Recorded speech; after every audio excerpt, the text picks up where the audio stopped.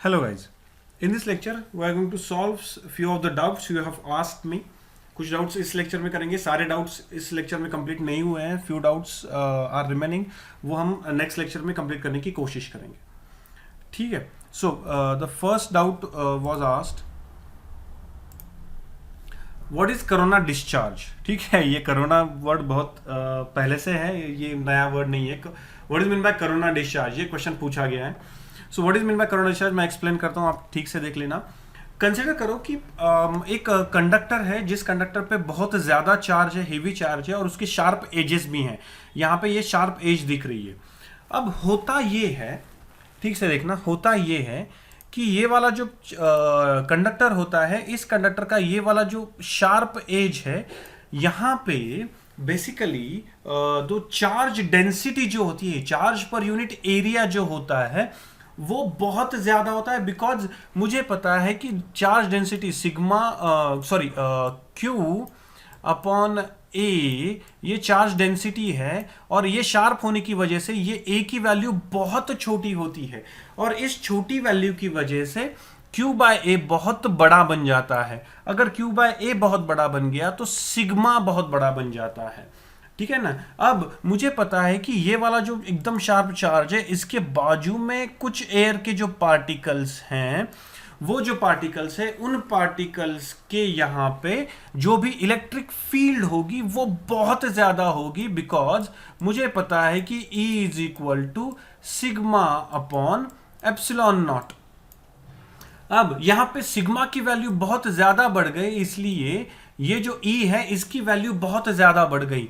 अब ये वाला जो E है, इसकी वैल्यू बहुत बढ़ने की वजह से ये वाला जो छोटा सा यहां पे जो चार्ज होता है, ये स्लोली स्लोली स्लोली बहुत ज्यादा इलेक्ट्रिक फील्ड एक्सपीरियंस करता है, such that at a particular point of the value of electric field उसका आयनाइजेशन हो जाता है.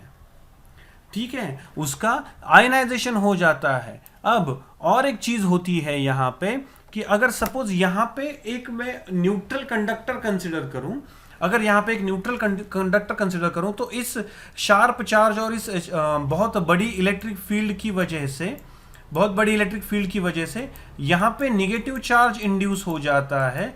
अब ये वाला जो नेगेटिव चार्ज होता है, ये वाला नेगेटिव चार्ज यहां पे जो भी एयर है उसके पोलराइजेशन में हेल्प करना शुरू कर देता है. यानी ये वाला जो एयर पार्टिकल है, इसके पॉजिटिव चार्जेस, इसमें जो भी पॉजिटिव चार्ज है, उस पॉजिटिव चार्ज को ये वाला चार्ज रिपेल करता है और ये वाला चार्ज अट्रैक्ट करना शुरू कर देता है. वैसे ही यहां पे जो भी नेगेटिव चार्ज है उसको भी ये वाला पॉजिटिव चार्ज अट्रैक्ट करना शुरू कर देता है, और ये वाला नेगेटिव चार्ज रिपेल करना शुरू कर देता है, और ये वाली जो एयर पार्टिकल होते हैं वो आयनाइज हो जाते हैं.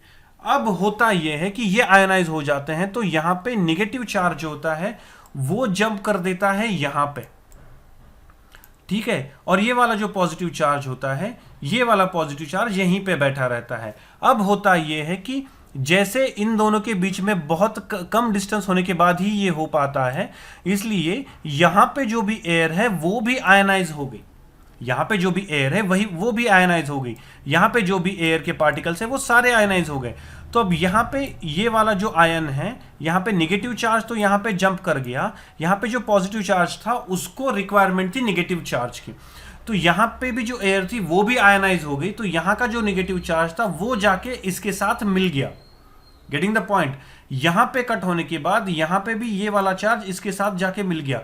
यानी हुआ क्या कि एक stream of electrons moving from one atom to another atom मुझे जाती हुई दिख रही है विदाउट एनी फिजिकल कॉन्टैक्ट. ये जो स्ट्रीम तैयार हो जाती है from one point two another point, which you can see directly by naked eyes, ये स्ट्रीम जो होती है उसे कहा जाता है कोरोना डिस्चार्ज.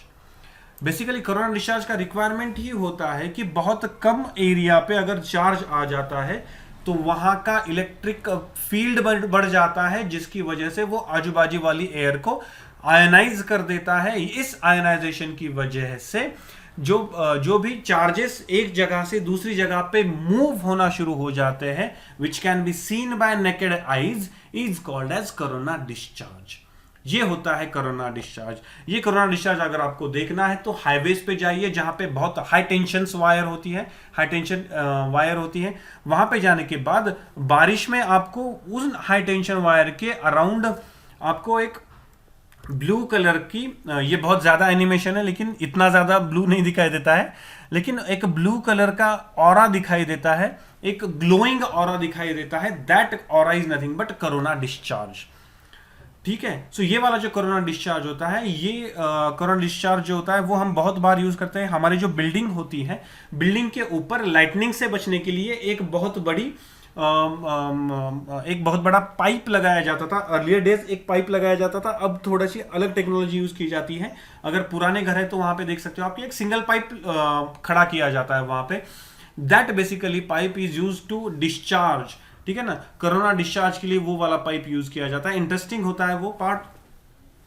लेकिन corona discharge is basically movement of stream of electrons from one point two another point without any physical contact, only because of very high potential, because of very high potential. ये वाला जो sharp as है, यहां पे electric field बहुत ज्यादा है। Electric field बहुत ज्यादा होने की वजह से वहां पे पोटेंशियल भी बहुत ज्यादा होता है, और उस हाई पोटेंशियल की वजह से वो ऑब्जेक्ट जो होता है विदाउट एनी फिजिकल मीडियम, आजू बाजू वाले किसी भी मीडियम को पकड़ के वो एक जगह से दूसरी जगह पे जंप कर देता है। This is nothing but corona discharge.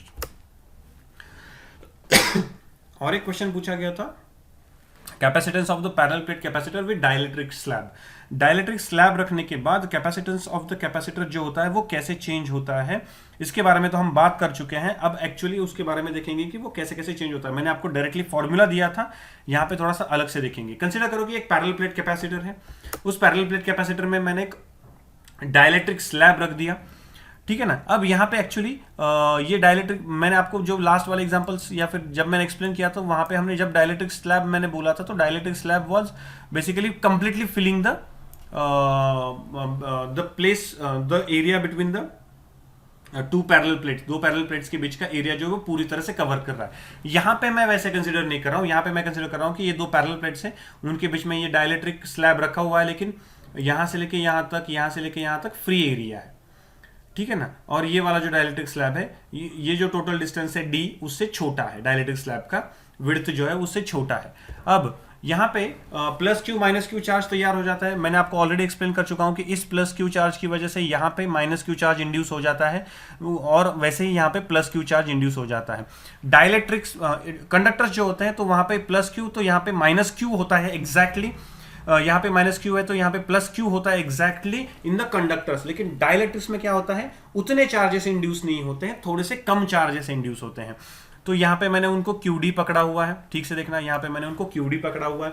सो ये जो बाहर वाले चार्जेस होते हैं, Q plus Q minus Q, उनकी वजह से एक इलेक्ट्रिक फील्ड तैयार होती है, which is starting from this plate and ending at this plate. ये वाली जो यहाँ से यहाँ तक तैयार हो रही है।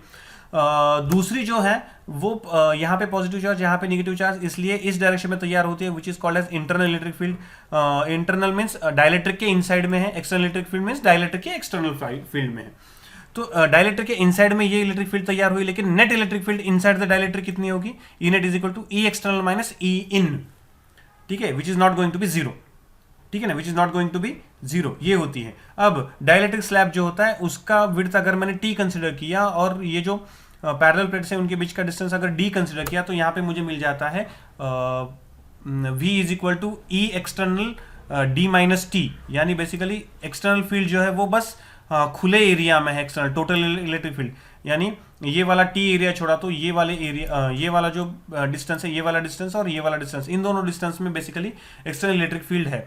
तो v इज इक्वल टू उस वो वाला potential plus E net into T. यहाँ पे एक्चुअली फॉर्मेटिंग में थोड़ा सा ऊपर नीचे हो गया, बेसिकली ये यहाँ पे चाहिए E net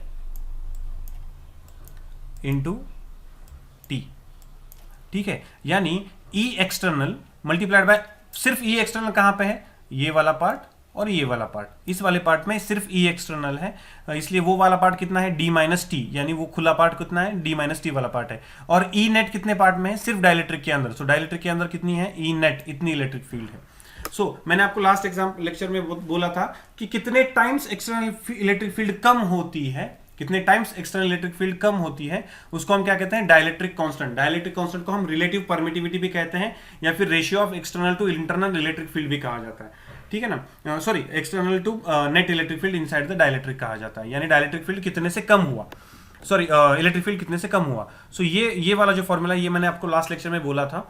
so E net is equal to E external divided by K, ये फॉर्मूला मेरे पास है। ये वाला फॉर्मूला इस वाले इक्वेशन में रख देता हूं, ये वाला कट कर दो, ठीक से आपको समझ में नहीं आएगा।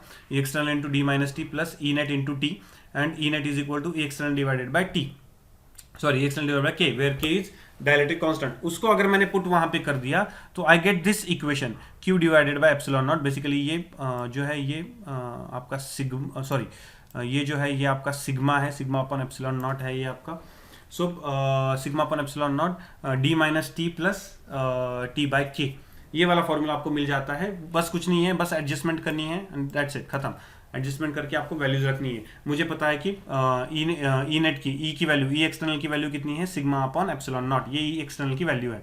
बाकी सारे ये ई एक्सटर्नल तो मेरे पास यहाँ पे है, यहाँ पे ई नेट को भी मैंने ई एक्सटर्नल में कन्वर्ट कर दिया है। सो यहाँ पे टोटल इक्वेशन में भी ई नेट ही होगा, सॉरी ई एक्सटर्नल ही होगा। अब मुझे पता है E external is nothing but sigma upon epsilon naught, अब सिग्मा पता है मुझे क्यू अपॉन ए, खत्म, ठीक है। सो ये बाहर वाला पार्ट भी आपका आ जाएगा, D minus T divided plus T by के। अब यहाँ पे इंटरेस्टिंग फैक्टर देखो, यहाँ पे अगर ये जो डायलेक्ट्रिक स्लैब है उसकी विड्थ अगर पूरी की पूरी इतनी होगी, यानी टोटल डी जितनी अगर होगी, तो ये वाला पार्ट 0 बन जाता है। टी यहाँ पे, सॉरी ये डी यहाँ पे आ जाएगा, सिग्मा यहाँ पे आ जाएगा। आपको फॉर्मूला क्या मिलेगा, sigma D upon epsilon not के, ये वाला फॉर्मूला मिलेगा जो आपके पास फॉर्मूला ऑलरेडी है, sigma d upon epsilon naught, which is nothing but sigma upon epsilon naught is nothing but E. So E into D, E into D, getting the point, E into D. So ये वही formula मिल रहा है मुझे अगर ये T is equal to बन जाता है। So C is equal to Q by V, यहाँ पे वैल्यू रखने के बाद आपको ये मिल जाता है। अब कैपेसिटेंस पे भी हम वैसे निकाल सकते हैं, कैपेसिटेंस का फॉर्मूला हमारे पास है ऑलरेडी पैरेलल प्लेट कैपेसिटेंस का। यहाँ पे अगर T is equal to D बन जाता है, यानी width of the dielectric slab is equal to D, यानी distance between the parallel plates अगर बन जाता है तो ये वाला पार्ट जो है वो 0 बन जाता है और ये के जो है ये गोल घूम के ऊपर चला जाएगा। तो क्या मिलेगा मुझे, एप्सिलॉन नॉट के ए अपॉन ये टी के बजाय डी रख दूंगा मैं। सो एप्सिलॉन नॉट ए के डिवाइडेड बाय डी, ये वाला फॉर्मूला मैंने ऑलरेडी दे चुका है आपको। सो this is the capacitance of parallel plate capacitor with dielectric slab, ठीक है ना। अगर एक स्लैब है तो आप वैसे कर सकते हो, अगर दो स्लैब है, अलग अलग दो स्लैब है, उनके बीच में भी अगर डिस्टेंसेस हैं तो आप क्या कर सकते हो, यहाँ पे E external D minus T one plus T two, दो डायलेक्ट्रिक स्लैब है, यहाँ पे E net in the first dielectric slab into T one width of the first dielectric slab plus E net into width of the second dielectric slab. उसके बाद E net in the first dielectric slab will be equal to E external upon K one, E net in the second dielectric slab will be equal to E external upon K two, और बस वो वाले formula और यहाँ वाले formula में रख दो, सिंप्लीफाई कर दो, आपको ये वाला V की वैल्यू मिल जाएगी, उसके हिसाब से C की वैल्यू मिल जाएगी। So this is the capacitance of parallel plate capacitor with dielectric slab.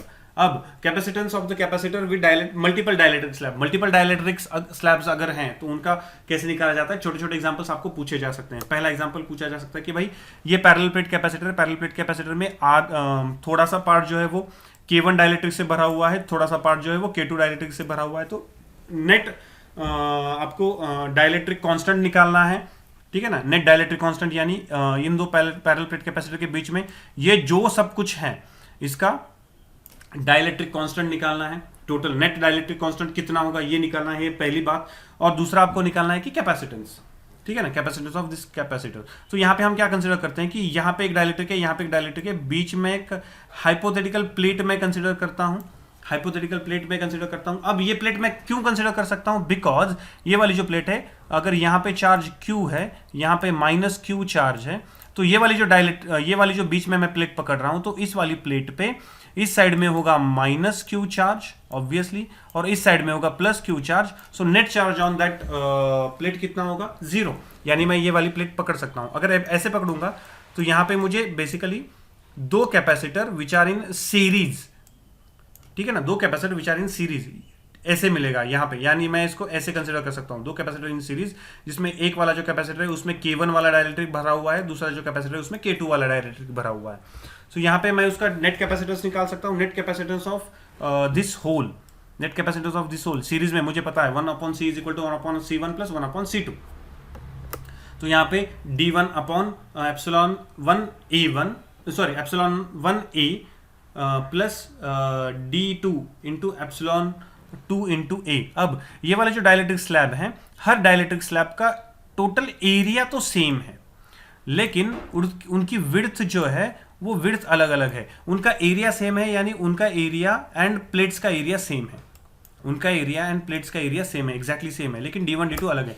अगर इनको मैंने यहाँ पे पुट कर दिया k1 k2 और epsilon naught, epsilon 1 is equal to k1 into epsilon naught, epsilon 2 is equal to k2 into epsilon naught, इसमें convert किया मैंने। अब यहाँ पे अगर मैं कंसिडर करता हूँ कि d1 d2 is equal to, यानी आधे आधे पार्ट में मैंने डाइलेक्ट्रिक भरा हुआ है, तो आधे आधे पार्ट में डाइलेक्ट्रिक भरा हुआ है, इसका मतलब पहले डाइलेक्ट्रिक जो है, पहला डाइलेक्ट्रिक का विड्थ कितना है d1, यानी पहला जो कैपेसिटर है उसके दो कैपेसिटर के बीच का डिस्टेंस कितना है d1 which is nothing but d/2, और दूसरे के बीच में कितना है d2 which is nothing but d/2। अगर आधा आधा भरा हुआ है तो क्या होगा, so 1/c is equal to d/2 1 upon epsilon naught into a bracket में 1/k1 प्लस 1/k2, यानी नेट इलेक्ट्रिक डाइलेक्ट्रिक कांस्टेंट कितना मिलेगा मुझे, 1/k is equal to 1/k1 plus 1/k2। ये नेट डाइलेक्ट्रिक कांस्टेंट मिलेगा मुझे, getting the point, net dielectric constant.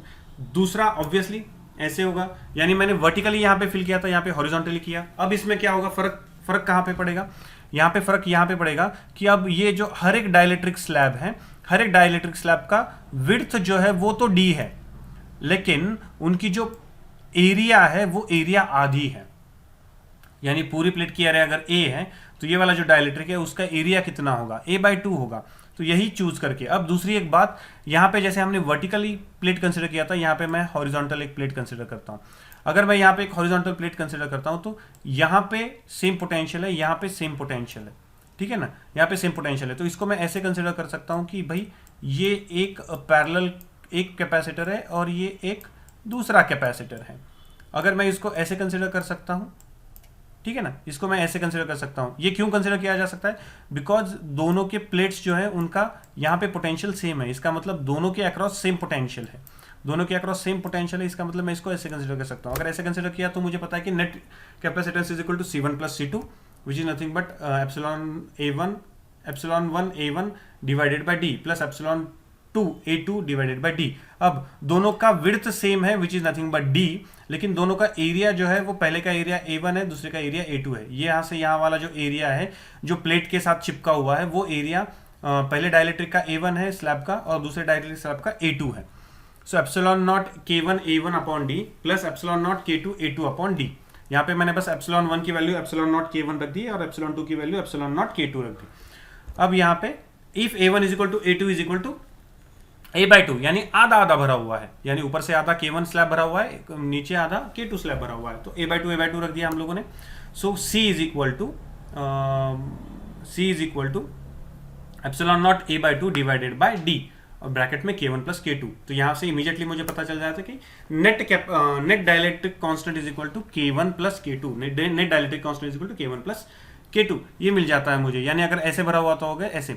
अब आपको दो एग्जांपल्स ट्राई कीजिए घर पे, अगर नहीं आता है तो जस्ट आस्क मी, ठीक है ना। ये वाले अगर ऐसे भरा हुआ है तो ठीक है ना, अगर ऐसे भरा हुआ है, यानी अगर यहाँ पे k1 पूरा भरा हुआ है, यहाँ पे वर्टिकली है, यहाँ पे 4 भरे हुए हैं ऐसे ऐसे, ये k1 है, ये k2 है। सो जस्ट फाइंड आउट कैसे मिलता है। आप मुझे बस ये बता दो कि ये वाला जो है इसका कैपेसिटेंस और इसका कैपेसिटेंस क्या सेम आएगा, क्या अलग अलग आएगा, ये ट्राई करके बता दो मुझे, ठीक है। चलो next, potential energy due to 5 equal charges. हाँ, ये थोड़ा सा ट्रिकी क्वेश्चन होता है कि पेंटागन का अगर पेंटागन अगर है आपके पास, पेंटागन के सेंट्रॉइड में अगर मैं ऑब्जेक्ट रखता हूं तो उस ऑब्जेक्ट पे इलेक्ट्रिक फील्ड कितनी होगी और इलेक्ट्रिक पोटेंशियल कितना होगा, ये प्रॉब्लम हमेशा आते हैं।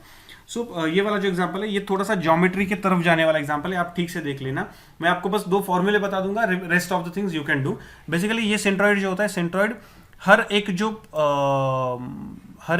ये होता है हर एक जो साइड होती है उस साइड से एग्जैक्टली सेम डिस्टेंस पे होता है, ठीक है ना। हर एक साइड से एग्जैक्टली सेम डिस्टेंस पे, यानी यहाँ से अगर परपेंडिकुलर डाल दूँ तो ये सारे परपेंडिकुलर इक्वल बन जाते हैं। वैसे ही वो सारे नोड से भी इक्वल डिस्टेंस पे होता है, वो सारे नोड से भी इक्वल डिस्टेंस पे होता है, ठीक है ना। तो अब यहाँ पे सर्कम रेडियस यानी अगर मैं यहाँ पे सारे नोड्स पकड़ के अगर मैं एक प्रॉपर सर्कल तैयार कर दूं, वेरी गुड, वाटर ड्राइंग है, सर्कल तैयार कर दूं, तो वो वाला जो सर्कल होता है उस सर्कल का रेडियस यानी बेसिकली नोड पर से उसका डिस्टेंस जो होता है उसकी वैल्यू होती है RC is equal to 0.85 of the side. ये हम रेगुलर पेंटागन के लिए कर रहे हैं। रेगुलर पेंटागन में क्या होता है, रेगुलर पेंटागन में सर्कम रेडियस यानी सेंट्रॉइड से डिस्टेंस ऑफ द ये वाला जो पॉइंट होता है उसका डिस्टेंस कितना होता है 0.85 multiplied by side of the regular pentagon. ये साइड होती है, यहां से उसका डिस्टेंस होता है। दूसरा एक होता है इनर रेडियस। इनर रेडियस यानी अगर मैं ये अपोजिट साइड्स कनेक्ट कर दूं, ठीक है ना, ये अपोजिट साइड्स अगर कनेक्ट, सॉरी अपोजिट साइड्स नहीं, ये वाले जो ये होते हैं उन पे अगर साइड्स जो होती हैं उन पे अगर सेंट्रॉइड से परपेंडिकुलर लगा दूं तो वो वाला जो परपेंडिकुलर होता है उसे कहा जाता है इनर रेडियस, ठीक है ना, आर आई, उसको क्या कहा जाता है इन रेडियस। ये वाला जो इन रेडियस वाला पार्ट होता है यानी ये जो परपेंडिकुलर डाला हुआ है ये वाला पार्ट, ये वाला इन रेडियस होता है। तो इन रेडियस की वैल्यू कितनी होती है, इन रेडियस इज 0.8 ऑफ आरसी। कितना होता है 0.8 ऑफ आरसी, सर्कम रेडियस का 0.8 होता है वो, ठीक है ना। तो ये वाले जो दो वैल्यूज हैं, सॉरी ये जो वाले दो फॉर्मूलाज हैं, ये फॉर्मूलाज याद करने पड़ेंगे। अगर ये फॉर्मूलाज याद नहीं होंगे तो पेंटागन का एग्जांपल सॉल्व नहीं कर सकते, ठीक है ना, पेंटागन का एग्जांपल सॉल्व नहीं कर सकते हो। दूसरी एक बात होती है कि पेंटागन जो होता है तो पेंटागन में सारे एंगल्स इक्वल होते हैं। एवरी एंगल का वैल्यू कितना होता है 108 डिग्रीज होता है। सो 108 डिग्रीज हर एक एंगल होता है। तो उसके हिसाब से ये एंगल क्यों लगेगा जब हम सॉल्व करना शुरू कर देंगे इलेक्ट्रिक फील्ड के लिए। सो ये 108 वाला लगेगा हमें। So you gonna need all these things. So ये आरसी जब तक नहीं आएगा तब तक समझ में नहीं आएगा, आरएस तब तक। अब यहाँ पे अगर पेंटागन के पांचों के पांचों, ठीक है ना, अब ये पेंटागन जो है इस पेंटागन के पांचों नोड्स पे अगर मैं एक एक चार्ज रख देता हूं तो हर एक चार्ज कितने डिस्टेंस पे होगा, इतने डिस्टेंस पे होगा। कहां से, सेंट्रॉइड से। अगर मैं यहाँ पे पोटेंशियल मुझे फाइंड आउट करना है तो 5 मल्टीप्लाइड बाय ये वाला डिस्टेंस मुझे यूज करके पोटेंशियल निकालना पड़ेगा, क्योंकि सबका पोटेंशियल वहां पे सेम, एग्जैक्टली सेम होगा, ठीक है। सो ये वाला जो है ये पेंटागन का एग्जांपल सॉल्व किया जा सकता है इससे। दूसरा वाला और एक क्वेश्चन बहुत बार पूछा गया है मुझे बहुत बच्चों ने भी पूछा है कि सर ये समझ में नहीं आ रहा कि क्लोज इंटीग्रेशन कहाँ पे यूज होता है, ये क्लोज इंटीग्रेशन होता क्या है और कहाँ पे यूज होता है। याद रखना क्लोज इंटीग्रेशन, देखो इंटीग्रेशन क्यों यूज करते हैं हम लोग, इंटीग्रेशन इसलिए यूज किया जाता है कि इंटीग्रेशन करते वक्त हम लोग क्या करते हैं कि एडिशंस करते हैं, बहुत सारे इनफाइनाइट एडिशंस करते हैं। लेकिन इंटीग्रेशन की प्रोसीजर ऐसी है कि जब हम इनफाइनाइट एडिशंस कर रहे हैं तो हम initial position and final position define करके एडिशंस करते हैं। यानी हम ऐसे करते हैं कि इंटीग्रेशन का जब फॉर्मूला में हम इंटीग्रेशन निकालते हैं एक फंक्शन का, तो वहां पे जो वेरिएबल होता है उसका फाइनल लिमिट माइनस उसका इनिशियल लिमिट, ऐसे करते हैं हम लोग। लेकिन कभी कभी क्या होता है कि कभी कभी फाइनल लिमिट और इनिशियल लिमिट यानी फाइनल पोजीशन और इनिशियल पोजीशन अगर सेम ही हो तो फाइनल माइनस इनिशियल यानी 0 बन जाएगा। सो एडिशन तो 0 नहीं हो सकता, तो उसके लिए थोड़ा सा अलग इंटीग्रेशन में पार्ट होता है, that is called as close integration. यानी फॉर एग्जांपल एक सर्कल कंसीडर करो। सर्कल में आप क्या कर रहे हो कि सर्कल में सेंटर से आपने एक एंगल छोटा सा डी थीटा नाम का एंगल ले लिया, ये वाला डी थीटा है। अब आपको क्या करना है कि इस डी थीटा का इंटीग्रेशन लेना है all over the circle, all over the circle आपको इस डी थीटा का इंटीग्रेशन लेना है। यानी आपको क्या करना है कि ये सारी जो डी थीटा है ये सारे डी थीटा का एडिशन करना है। तो होता ये है कि ये जब सारे डी थीटा मैं ऐड करने की कोशिश करूंगा तो मुझे इनिशियल लिमिट 0 रखनी पड़ेगी, बिकॉज यहां से मैं मेरे डी थीटा शुरू कर रहा हूं। और फाइनल लिमिट कितनी रखेंगे, फाइनल लिमिट भी वही है 0। यानी हुआ ये, या फिर 360 व्हाटएवर, थीटा का इंटीग्रेशन जब लेते हैं 360, लेकिन सारे ट्रिग्नोमेट्रिक इक्वेशन जो होते हैं उनका 0 एंड 360 के लिए एग्जैक्टली सेम ही है। तो प्रॉब्लम ये होता है कि यहां पे लेने के बाद गोल घूम के बस अगर हम यहीं पे आ रहे हैं तो इसका इंटीग्रेशन निकालने के लिए नॉर्मल प्रोसीजर यूजफुल नहीं होती है, बिकॉज वहां पे हमें फाइनल माइनस इनिशियल करना पड़ता है। आफ्टर इंटीग्रेशन जो हम लिमिट्स रखते हैं तो फाइनल माइनस इनिशियल करना पड़ता है, तो वो नहीं कर पाएंगे हम लोग यहाँ पे, इसलिए क्लोज इंटीग्रेशन यूज किया जाता है। क्लोज इंटीग्रेशन थोड़ा सा ज्यादा घुसने की जरूरत नहीं, उसमें थोड़ा सा पार्ट ही है जो मैंने आपको लिया हुआ है ऑलरेडी एक एग्जांपल में क्लोज इंटीग्रेशन का। So will go for that only, ठीक है ना। और एक छोटा सा पार्ट होता है कि सपोज ये वाला है, तो यहाँ पे भी मुझे क्या करना है, यहाँ पे भी मैं अगर ये यहाँ से लेके अगर मैं थीटा कंसिडर करूँ तो थीटा मेरा गोल गोल गोल गोल गोल गोल गोल गोल गोल घूम के वापस यहीं पे आने वाला है। गेटिंग द पॉइंट, ये थीटा गोल घूम के यहीं पे आने वाला है। सो क्लोज इंटीग्रेशन जो होता है, तो क्लोज इंटीग्रेशन किसी भी एंगल का क्लोज इंटीग्रेशन जो होता है तो वो 2 पाई ही होता है, और किसी भी सॉलिड एंगल का जो क्लोज इंटीग्रेशन होता है वो हमेशा कितना होता है, 4 पाई ही होता है। ठीक है ना। सो 2 पाई और 4 पाई ये वाला जो पार्ट होता है ना, ये बहुत इंपॉर्टेंट होता है, because total close integration of any angle is 2 pi and total close integration of any solid angle is 4 पाई। ये याद रखना है, अभी के लिए इतना सफिशिएंट है आपको कि वो कितना होता है। अगर मैं सेमी सर्कल कंसीडर करूं तो यहां से मैं शुरू करता हूं और गोल घूम के सिर्फ यहीं पे आ जाता हूं। तो अब यहाँ पे क्या होता है, यहाँ पे थीटा जो है मेरा क्लोज नहीं हो रहा है, यानी जहां से शुरू है वहां पे खत्म नहीं हो रहा है, 0 से शुरू हो रहा है एक्चुअली और 180 पे खत्म हो रहा है। यानी मेरा जो पहला पॉइंट है वो पॉइंट यहाँ से शुरू करके गोल घूम के दूसरी जगह पे एंड हो रहा है। तो यहाँ पे क्लोज इंटीग्रेशन यूज करने की जरूरत नहीं है, बिकॉज यहाँ पे इनिशियल पॉइंट थीटा का, अगर यहाँ से मैं थीटा शुरू कर दूं तो थीटा का initial point and final point are different. लेकिन यहाँ पे क्या हो रहा है, यहाँ पे थीटा का initial point and final point are same. अगर ऐसे है तो मुझे क्लोज इंटीग्रेशन लेना पड़ता है यहाँ पे, ठीक है ना, क्लोज इंटीग्रेशन लेना पड़ता है। अब दूसरा एक पार्ट बता देता हूं मैं कि अगर यहाँ पे इसी सर्कल पे अगर मैं इंस्टेड ऑफ थीटा का इंटीग्रेशन अगर मैं आर का इंटीग्रेशन ले रहा हूं तो आर की मिनिमम वैल्यू कितनी है, 0, और मैक्सिमम वैल्यू कितनी है, कैपिटल आर। तो यहाँ पे इसी सर्कल में मुझे क्लोज इंटीग्रेशन लेने की जरूरत नहीं है। So basically close integration depend upon the variable not on the shape. Getting the point. Close integration जो होता है वो शेप पे डिपेंड नहीं होता, आपका जो वेरिएबल यूज कर रहे हैं उस पर डिपेंड होता है। इसी सर्कल के अक्रॉस अगर मुझे थीटा का इंटीग्रेशन लेना है तो थीटा का इंटीग्रेशन के लिए मुझे क्लोज इंटीग्रेशन की नीड होगी। लेकिन अगर मैं यहाँ पे आर का इंटीग्रेशन यूज कर रहा हूं तो यहाँ पे मुझे क्लोज इंटीग्रेशन की जरूरत नहीं पड़ेगी, बिकॉज आर मेरा जो वेरिएबल है उसकी इनिशियल वैल्यू है 0 एंड फाइनल वैल्यू कितनी है उसकी, आर। उसके आगे तो आर की वैल्यू जा ही नहीं सकती। Getting the point. So close integration कहां पे यूज किया जाता है, जहां पे जो भी वेरिएबल हम यूज कर रहे हैं उसकी इनिशियल एंड फाइनल पोजीशन जो है वो अगर एग्जैक्टली सेम होगी तो हम वहां पे क्लोज इंटीग्रेशन यूज करते हैं। ठीक है। Next, what is length wise longitudinal contraction of the field lines. ये वाला क्वेश्चन बहुत बार पूछा जाता है कि ये होता क्या है। सो बेसिकली ये आता है properties of electric field lines के अंडर आता है। सो कहा जाता है ऐसे कि अगर सपोज एक चार्ज पर से अगर 2 फील्ड लाइंस निकलती हैं तो ये दोनों फील्ड लाइंस होती हैं, ये दोनों फील्ड लाइंस एक दूसरे को रिपेल करती हैं।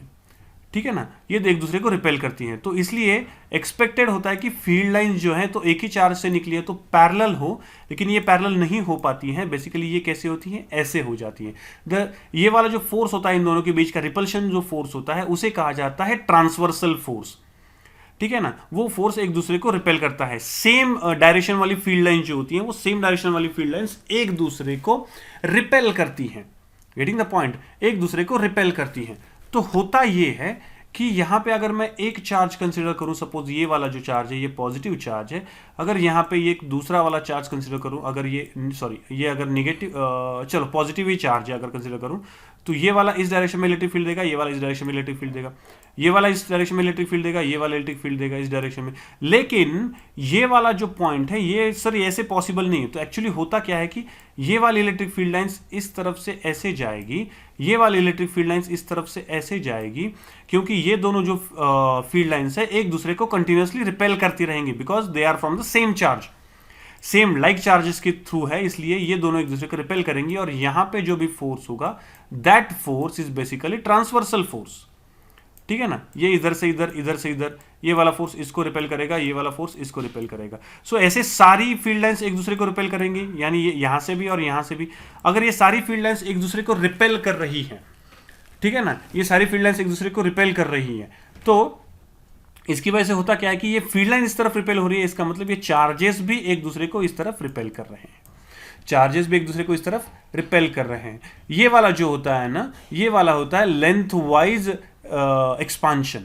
ठीक है ना, ये कॉन्ट्रैक्शन है। यहाँ पे लाइक चार्जेस अगर है तो उसको क्या कहा जाता है, लेंथ वाइज एक्सपांशन कहा जाता है। लेंथ वाइज एक्सपांशन यानी repulsion force, basically repulsion force कौन सा, transversal force. Transversal force is nothing but the force between the electric field lines, इनके बीच का जो फोर्स होता है उसे ट्रांसवर्सल फोर्स कहा जाता है।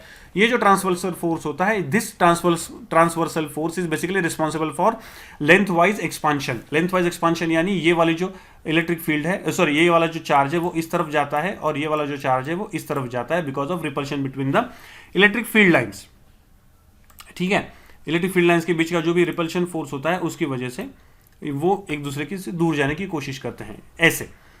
ठीक है ना, ये वाला। सो ये वाला जो होता है इसकी वजह से इस तरफ ट्रांसवर्सल फोर्स लगता है, इस तरफ ट्रांसवर्सल फोर्स लगता है, इस तरफ लगता है। तो ये सारे के सारे इलेक्ट्रिक फील्ड लाइन जो है वो ट्रांसवर्सल फोर्स एक्सपीरियंस करती हैं बाय रिस्पेक्टिव फील्ड लाइंस, और ये दोनों जो चार्जेस हैं, ये दोनों चार्जेस इस तरफ जाने की कोशिश करते हैं, अपोजिट डायरेक्शन में जाने की कोशिश करते हैं, उसे हम कहते हैं लॉन्गिट्यूडनल एक्सपांशन। तो वैसे ही होता है यहाँ पे लॉन्गिट्यूडनल कॉन्ट्रैक्शन। लॉन्गिट्यूडनल कॉन्ट्रैक्शन जो होता है, लॉन्गिट्यूडनल कॉन्ट्रैक्शन यानी बेसिकली ये वाली फील्ड लाइंस जो होती हैं, ये वाली फील्ड लाइंस, इस तरफ से निकली हुई फील्ड लाइंस और यहाँ पे जो जाने वाली फील्ड लाइंस है, ये दोनों फील्ड लाइंस एक दूसरे को अट्रैक्ट करती है। उस फोर्स को भी ट्रांसवर्सल फोर्स कहा जाता है, और वो दोनों एक दूसरे को अट्रैक्ट करना शुरू कर देती हैं, इसलिए इट लुक्स लाइक कि ये दोनों एक दूसरे को अट्रैक्ट कर रहे हैं, एक दूसरे की तरफ जाने की कोशिश कर रहे हैं। इसे क्या कहा जाता है? लॉन्गिट्यूडनल कॉन्ट्रैक्शन, यानी ये दोनों चार्जेस एक दूसरे की तरफ जाने की कोशिश करते हैं, इसलिए इसे क्या कहा जाता है? लेंथ वाइज या फिर longitudinal contraction. Next, what is the properties of equipotential surfaces? Equipotential surfaces की बहुत सारी प्रॉपर्टीज होती है, लेकिन उसकी बेस प्रॉपर्टीज से निकली हुई सारी प्रॉपर्टीज है। सो उसकी बेस प्रॉपर्टीज क्या है? सबसे उसकी पहली बेस प्रॉपर्टी है कि electric field at each and every point on the equipotential surface is same in magnitude. ठीक है ना, मैग्नीट्यूड वाइज सेम होती है, डायरेक्शन वाइज शायद अलग अलग होंगी, लेकिन मैग्नीट्यूड वाइज इलेक्ट्रिक फील्ड हर पॉइंट पे सेम ही होती है। दूसरा है, there is no work done to move the charge over the equipotential surface. Equipotential surface जो होते हैं उनके सरफेस के ऊपर जो भी चार्ज मूव होता है उसको मूव करने के लिए इलेक्ट्रोस्टैटिक फोर्स कितना वर्क डन करता है? जीरो। इलेक्ट्रोस्टैटिक फोर्स कितना वर्क डन करता है? जीरो। ये होते हैं इक्विपोटेंशियल सर्फेसेस के दो इंपॉर्टेंट प्रॉपर्टीज। अब यहाँ तक कुछ एग्जांपल्स हमने कुछ डाउट्स मैंने क्लियर किए हैं, और एक वीडियो मैं अपलोड करूंगा जिसमें रिमेनिंग डाउट्स मैं क्लियर आउट कर दूंगा। अगर आप भी अभी भी आपको कुछ डाउट्स है तो you can send me the doubts. Thank you.